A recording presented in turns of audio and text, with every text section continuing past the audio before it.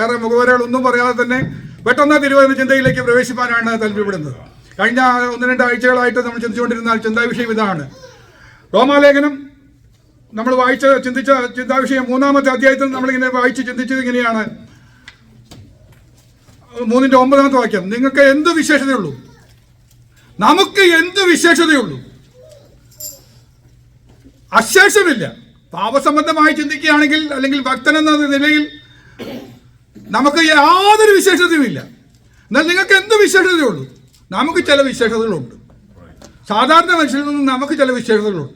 അത് നമ്മൾ ചിന്തിച്ചുകൊണ്ടിരിക്കുകയായിരുന്നു. ഒന്നാമത് നമ്മൾ ചിന്തിച്ചത് ഇങ്ങനെയായിരുന്നു, സമാധാനത്തിൻ്റെ ദൈവം നമ്മോട് കൂടെയുണ്ട്. ലോകമനുഷ്യർക്ക് ഇല്ലാത്ത ഒരു വലിയ പ്രത്യേകത നമ്മൾ ചിന്തിക്കാൻ ഇടവന്നു. സമാധാനത്തിൻ്റെ ദൈവം നമ്മുടെ കൂടെയുണ്ട്. അതിൻ്റെ എല്ലാ അനുഗ്രഹങ്ങളും ചിന്തിക്കാൻ ഇടവന്നു. അതില്ലെങ്കിൽ പോയി നമ്മൾ ശേഷം മനുഷ്യരാണെന്ന് ചിന്തിക്കാൻ ഇടവന്നു. കഴിഞ്ഞ വെള്ളിയാഴ്ച നമ്മൾ വീണ്ടും ചിന്തിക്കാൻ ഇടവന്നു. 2 തിമോഥെയോസ് 1-ന്റെ 7-ാമത്തെ വാക്യമാണ്. നമുക്ക് ദൈവം തന്നിരിക്കുന്ന ഒരു വ്യത്യാസം തന്നിരിക്കുകയാണ്. ധൈര്യത്തിൻ്റെയും ശക്തിയുടെയും സ്നേഹത്തിൻ്റെയും സുബോധത്തിൻ്റെയും ആത്മാവിനെ തന്നിരിക്കുകയാണ്. അതാണ് 2-ാമത്തെ വ്യത്യാസം. ധൈര്യത്തിൻ്റെയും ശക്തിയുടെയും സ്നേഹത്തിൻ്റെയും സുബോധത്തിൻ്റെയും ആത്മാവിനെ തന്നു. വീരത്വത്തിൻ്റെ ആത്മാവിനെ അല്ല തന്നിരിക്കുന്നത്. ഒരു ആത്മാവിനെ നമുക്ക് തന്നിട്ടുണ്ട്, ഒരു സ്പിരിറ്റ് നമുക്ക് തന്നിട്ടുണ്ട്. ആ സ്പിരിറ്റിൻ്റെ പ്രത്യേകത നമ്മൾ ചിന്തിക്കാൻ ഇടവന്നു. വിശദമായി കഴിഞ്ഞ വെള്ളിയാഴ്ച നമ്മൾ ചിന്തിക്കാൻ ഇടവന്നു. പങ്കെടുത്തവർക്ക് അത് ധ്യാനത്തിൽ ഓർക്കുന്നുണ്ട്. വീണ്ടും അതിനെക്കുറിച്ച് പറയാനായിട്ട് താല്പര്യപ്പെടുന്നില്ല. ഇന്ന് ഞാൻ ചിന്തിക്കാൻ ആഗ്രഹിക്കുന്നത്, ദൈവം നമുക്ക് തന്നിരിക്കുന്ന മറ്റൊരു പ്രത്യേകതയുണ്ട്. ആ പ്രത്യേകതയെക്കുറിച്ച് ചിന്തിക്കാൻ താല്പര്യപ്പെടുകയാണ്. വായിക്കാം. അപ്പോസ്തല പ്രവൃത്തികളുടെ പുസ്തകം 26-ാമത്തെ അധ്യായം 22-ാമത്തെ വാക്യം. Acts chapter 26 verse 22. ആ വാക്യം ഞാൻ ആദ്യം വായിക്കാം. വായിച്ചോളൂ. ഉറക്കം വായിച്ചോളൂ. വായിക്കൂ. എന്നാൽ ദൈവത്തിന്റെ സഹായം ലഭിക്കുക ഞാൻ ഇന്ന് വരെ നിൽക്കുകയും ചെറിയവരോടും വലിയവരോടും സാക്ഷ്യം പറഞ്ഞു പോരുകയും ചെയ്യുന്നു. പൗലോസ് ഒരു സാക്ഷ്യം പറയും. അഗ്രിപ്പ രാജാവിന്റെ മുന്നിൽ സാക്ഷ്യം പറയുന്ന വാചകമാണ് ഇവിടെ പറഞ്ഞത്. ഇവിടെ പറയുകയാണ്, എന്നാൽ ദൈവത്തിന്റെ സഹായം ലഭിക്കാൻ. സ്തോത്രം. നമ്മുടെ ഒരു പ്രത്യേകതയാണ്.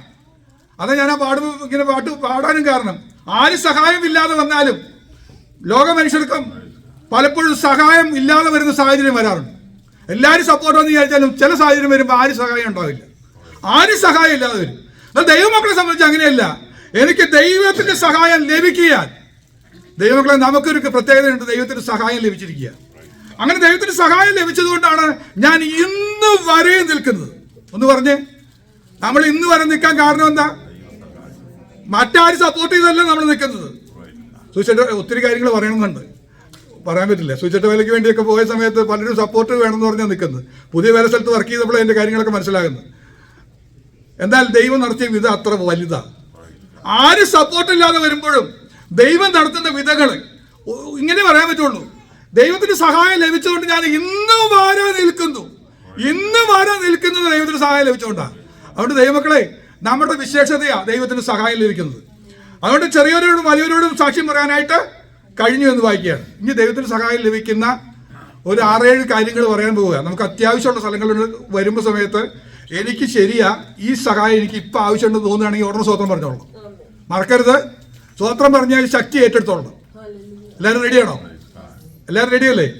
ഇനി വളരെ ശക്തമായി ദൈവത്തിന്റെ ആലോചന പറയാൻ പോവുകയാണ്. ഇത് വെറുതെ ഒരു വചനം പറയുന്നതല്ല, ഒരു പരിശുദ്ധാത്മാവിലുള്ള ഒരു നിയോഗത്താലുള്ള ശുശ്രൂഷയാണ്. സമയത്തിന്റെ പരിമിതി മൂലം ഏറെ എനിക്ക് വിശദീകരിക്കാൻ കഴിയില്ല. ദൈവമക്കൾ എന്നോട് കൂടെ വരേണ്ടത് ആവശ്യമാണ്. എടുക്കാം. യെശയ്യാ പ്രവചന പുസ്തകം എടുക്കാം. 41-ാമത്തെ അധ്യായം. യെശയ്യാ പ്രവചനം 41-ാമത്തെ അധ്യായം. അതിന്റെ 10 മുതൽ വായിക്കാം. 10-ാമത്തെ വാക്യം ആദ്യം വായിച്ചാട്ടെ.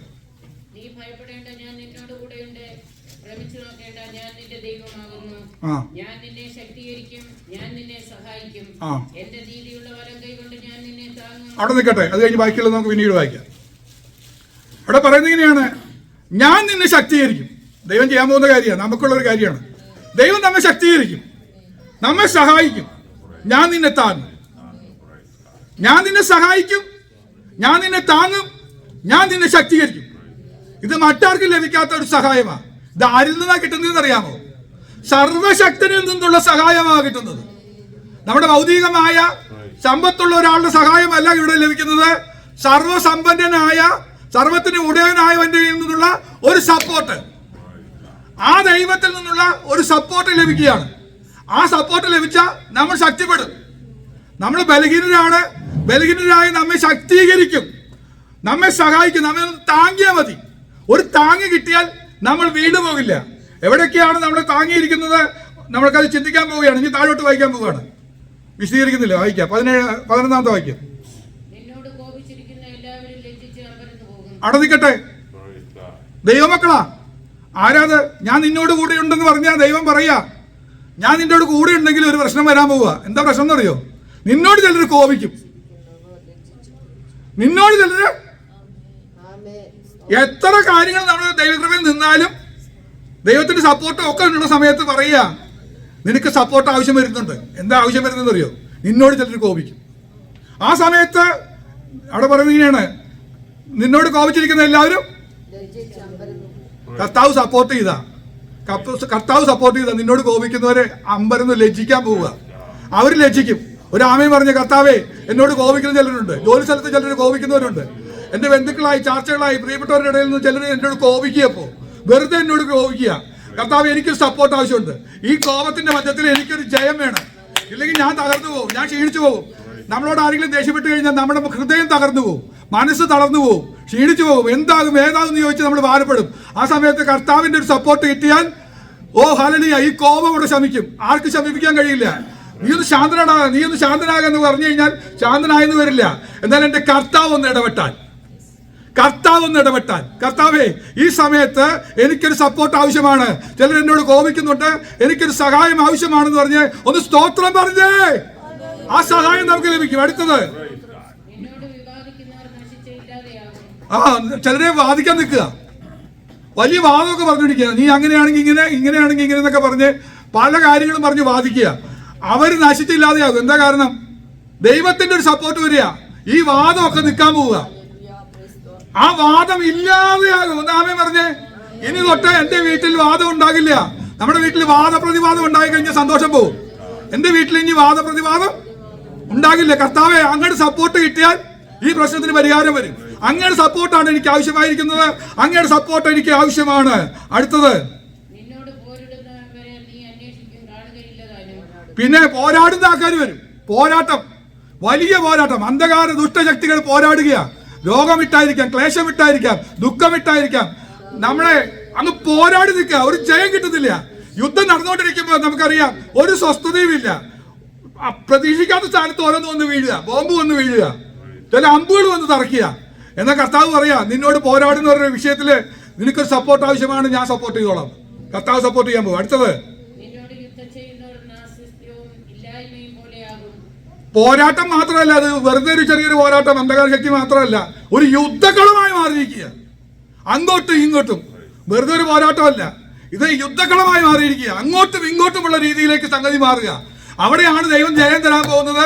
നിനക്കൊരു സപ്പോർട്ട് ആവശ്യമാണ്. എത്ര പേർ ആഗ്രഹിക്കുന്നു, കർത്താവേ, എനിക്ക് ഇങ്ങനത്തെ സപ്പോർട്ട് വേണമെന്നുണ്ടെങ്കിൽ ഈ തിരുവചനം എന്നോട് പറഞ്ഞതാ, കർത്താവെ എന്നോട് ഇടപെട്ടതാ. കർത്താവെ, നിന്റെ സപ്പോർട്ട് വന്നാൽ ഈ പ്രശ്നങ്ങളെല്ലാം പരിഹരിക്കപ്പെടും. ഏതൊക്കെ പ്രശ്നങ്ങളാ? കോപിക്കുന്ന അനുഭവം, ബാധിക്കുന്ന അനുഭവം, പോരാടുന്ന അനുഭവം, യുദ്ധം ചെയ്യുന്ന അനുഭവം. ഇതിലെല്ലാറ്റിൽ നിന്നും എനിക്ക് ജയം വേണം കർത്താവേ എന്ന് പറഞ്ഞ ആമേ പറഞ്ഞാൽ മതി. കംപ്ലീറ്റ് ക്ലിയർ ആവും. ഏത് വിഷയവും സോൾവ് ആവും. വേറെ ആരും വന്ന് സപ്പോർട്ട് ചെയ്യേണ്ട. ഈ കാര്യത്തിൽ സപ്പോർട്ട് ചെയ്യേണ്ടത് നമ്മുടെ കർത്താവ് ആയിരിക്കണം. സ്തോത്രം. രണ്ടെണ്ണം കൂടെ പറഞ്ഞ് നിർത്താനേ പറ്റുള്ളൂ. വായിക്കാം. 1 കൊരിന്ത്യർ 10:12. എന്തിനാണ് നമ്മൾ കർത്താവ് സപ്പോർട്ട് ചെയ്യണത്? 1 കൊരിന്ത്യർ 10:12. 1 കൊരിന്ത്യർ ചാപ്റ്റർ 10 വേഴ്സ് 12.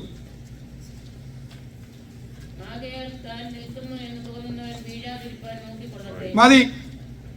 നമ്മൾ നിൽക്കുന്നു എന്ന് തോന്നുമ്പോ ഒരു പ്രശ്നമുണ്ട്, വീഴാൻ സാധ്യതയുണ്ട്. അതുകൊണ്ടാണ് കർത്താവ് താങ്ങുന്നത്. നമ്മൾ വീഴാൻ പോവുക, അപ്പൊ കർത്താവ് താങ്ങുക.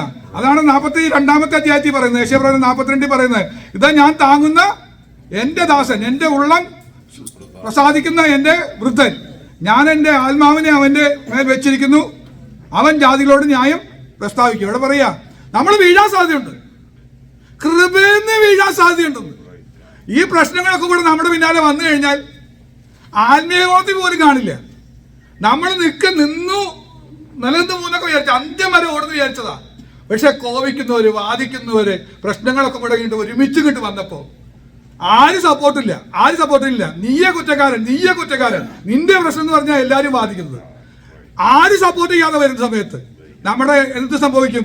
നമ്മൾ വീഴും. കൃപേന്ന് വീഴാൻ സാധ്യതയുണ്ട്.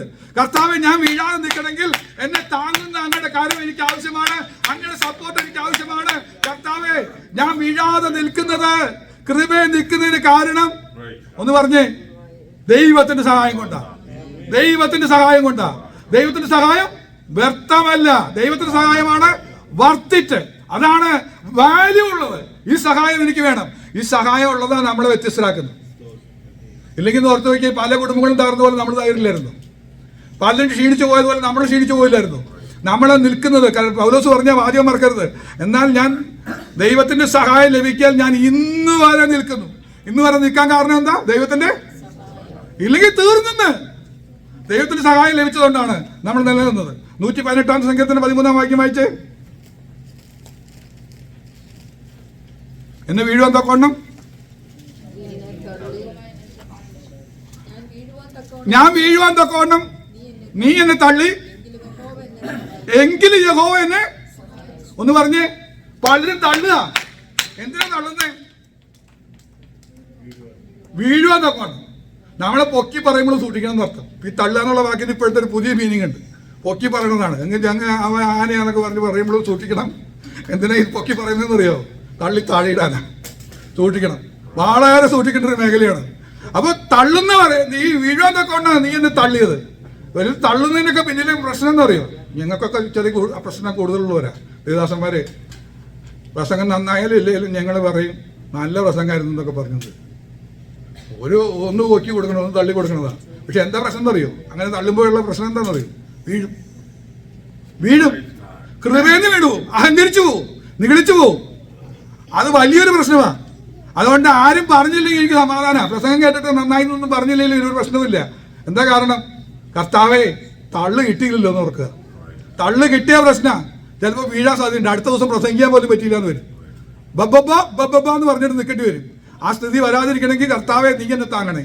വീഴുവാൻ തക്കവണ്ണം തള്ളി, എങ്കിലും നീ എന്നെ താങ്ങുക. ഞാൻ രക്ഷപ്പെട്ടിരിക്കുന്നത് കർത്താവ് താങ്ങിയതുകൊണ്ടാണ്. നീ ചുരുക്കി ഒറ്റ വാചകം പറഞ്ഞ് ഞാൻ നിർത്താം. അവിടെ ഇപ്പൊ നമ്മൾ 7 കാര്യങ്ങളാണ് പറഞ്ഞത്. ഒന്ന്, കോപിക്കുന്ന വിഷയം നമ്മുടെ നേരെ വരാം. അപ്പോൾ കർത്താവിന് സപ്പോർട്ട് വേണം. നമ്മോട് പോരാടുന്നവർ കുറേ പേര് വരാം. ആ നേരത്ത് കർത്താവിന് സപ്പോർട്ട് വേണം.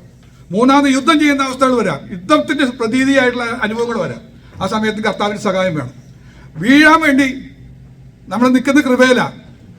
നമ്മൾ നിൽക്കുന്നു എന്ന് തോന്നുന്നെങ്കിൽ വീഴാതിരിപ്പാൻ. അപ്പൊ കൃപയെന്ന് വീഴാതിരിപ്പാൻ കർത്താവിന് സപ്പോർട്ട് ആവശ്യമാണ്. പലരും വന്ന് തള്ളുന്നുണ്ട് വീഴാൻ വേണ്ടി. ആ സമയത്തും കർത്താവ് എന്നെ താങ്ങണം. അപ്പൊ 5 കാര്യം പറഞ്ഞു. 2 കാര്യം പൗലോസ് പറഞ്ഞു. എന്താ 2 കാര്യം പൗലോസ് പറഞ്ഞത്? ഞാൻ ഇന്ന് വരെ നിൽക്കുന്നത് കർത്താവിന് സഹായം ലഭിച്ചോണ്ടാണ്.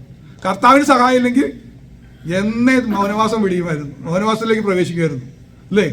നമ്മൾ മൗനവാസത്തിലേക്ക് പോകുമായിരുന്നു. ഒരു സംശയമില്ല. നമ്മളെ ഇന്ന് വരെ നിൽക്കുന്നത് കൃപ നിൽക്കാൻ കാരണം കർത്താവിന് സഹായം ലഭിച്ചതുകൊണ്ടാണ്. അതുകൊണ്ടൊന്ന് പറയണം, കർത്താവേ എനിക്ക് ഇനി സഹായം വേണം. ദൈവസഹായം എന്ന് പറഞ്ഞൊരു ട്രാക്ട് വേണ്ടിണ്ടായിരുന്നു. നിങ്ങൾക്ക് ഓർമ്മയുണ്ടെന്ന് പറഞ്ഞോളൂ. ചെറിയൊരു പുസ്തകം, ദൈവസഹായം. അതിനകത്ത് കുറേ വാക്യങ്ങളാണ്. ഈ ദൈവത്തിന് സഹായം ലഭിക്കുന്ന ആവശ്യമുള്ള സമയത്ത് ലഭിക്കാൻ വേണ്ടുന്ന കുറേ വാക്യങ്ങളുള്ളൊരു ചെറിയ ട്രാക്ട് ഉണ്ടായിരുന്നു. ഇന്ന് ഞാനത് ഓർക്കുക. കർത്താവേ, അങ്ങനെ സഹായം വേണം. എന്നെ മറ്റുള്ളവരിൽ നിന്ന് വ്യത്യസ്തനാക്കാൻ, മറ്റുള്ളവർ തകർന്നു പോകുന്നിടത്ത് ഞാൻ തകർന്നു പോകാൻ നിൽക്കണമെങ്കിൽ കർത്താവേ അങ്ങയുടെ സഹായം എനിക്ക് വേണം. ഒറ്റ വാചകം കൂടെ പറയാം.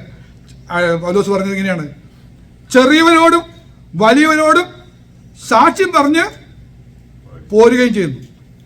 ചെറിയവരോടും വലിയവരോടും വർത്താനം പറയാൻ പറ്റണമെങ്കിൽ കർത്താവിന് സഹായം കിട്ടണം. അതൊരു വലിയ ആൾക്കാരാ. നമ്മുടെ ബോസുമാരാന്നേ, നമ്മുടെ സൂപ്പർവൈസർമാരാ. അവരോടൊന്നും വർത്താനം പറയാൻ പറ്റുന്നില്ല. പലരോടും നമുക്ക് വർത്താനം പറയാൻ പറ്റുന്നില്ല. അവർ പറയുന്നതിനനുസരിച്ച് ഒപ്പത്തിന് പറയണമെന്ന് ആഗ്രഹമുണ്ട്. വാ തുറക്കാൻ പോലും പറ്റുന്നില്ല. എന്നാൽ കർത്താവ് പറയുക, ഞാനൊരു സപ്പോർട്ട് തന്ന ചെറിയവരാണെങ്കിലും വലിയവരോടാണെങ്കിലും എങ്ങനെ വർത്താനം പറയണം, അവരോടുള്ള രീതിയിൽ എങ്ങനെ വർത്താനം പറയണം, അത് പറയാൻ പറ്റും. അവിടെ കൊണ്ട് തീർന്നില്ല. അതിൽ ബാക്കി ഭാഗം ശ്രദ്ധിച്ചു നോക്കിയേ. അവരോട് ചെറിയവരോടും വലിയവരോടും എന്ത് പറഞ്ഞെന്ന് പറഞ്ഞേ? ആ വാക്ക് വിട്ടു പോരുത്. സാക്ഷ്യം പറഞ്ഞു. സാക്ഷ്യം പറഞ്ഞ് പോരുകയും ചെയ്യുന്നു. സാക്ഷ്യം പറഞ്ഞ് സ്തോത്രം. ഒരു വാക്കും കൂടെ ഞാൻ ഒന്ന് ഉറപ്പിച്ച് പറയട്ടെ. ദൈവത്തിൻ്റെ സഹായം ലഭിച്ചാൽ നമുക്കൊരു സാക്ഷിയുണ്ട്.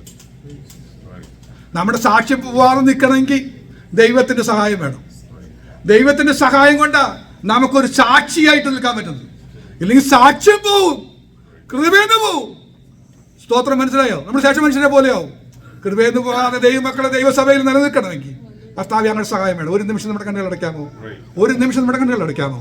എല്ലാ കണ്ണുകളും ദൈവസന്നിധിയിൽ സമർപ്പിച്ചുകൊണ്ട് ഏകാഗ്രമാക്കിക്കൊണ്ട് ഒരു വാക്ക് പ്രാർത്ഥിക്കാം. പരിശുദ്ധനായ ദൈവമേ, സ്വർഗീയ രാജാവേ, സർവത്തിന് അധിപതിയായ ദൈവമേ, കർത്താവേ, ഞങ്ങൾ പുഴുവായ അനുഭവത്തിലാണ്, എളിയവരാണ്, ചെറിയവരാണ്, ശേഷമാണ് കർത്താവ്. ഞങ്ങൾ ഒന്നിനും കൊള്ളാത്തവരാണ് നാഥ.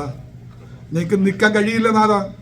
എന്നാൽ ഞങ്ങളെ ശക്തീകരിക്കുന്ന, നിങ്ങളെ ബലപ്പെടുത്തുന്ന, നിങ്ങളെ സഹായിക്കുന്ന, നിങ്ങളെ താങ്ങുന്ന ഒരു കരമുള്ളതിനാൽ നന്ദി പറയുന്നു നാഥ. കർത്താവെ, അങ്ങൊന്ന് മുറുകെ പിടിച്ച് ഞങ്ങളെ താങ്ങണമേ, നിങ്ങളെ ഒന്ന് സഹായിക്കണമേ എന്ന് പ്രാർത്ഥിക്കുന്നു. ഒരു സഹായത്തിന് വേണ്ടി ഞങ്ങൾ വീണ്ടും യാചിക്കുന്നു. കൃപ കൊണ്ട് നിൽക്കണമേ യേശുവിൻ നാമത്തിൽ തന്നെ.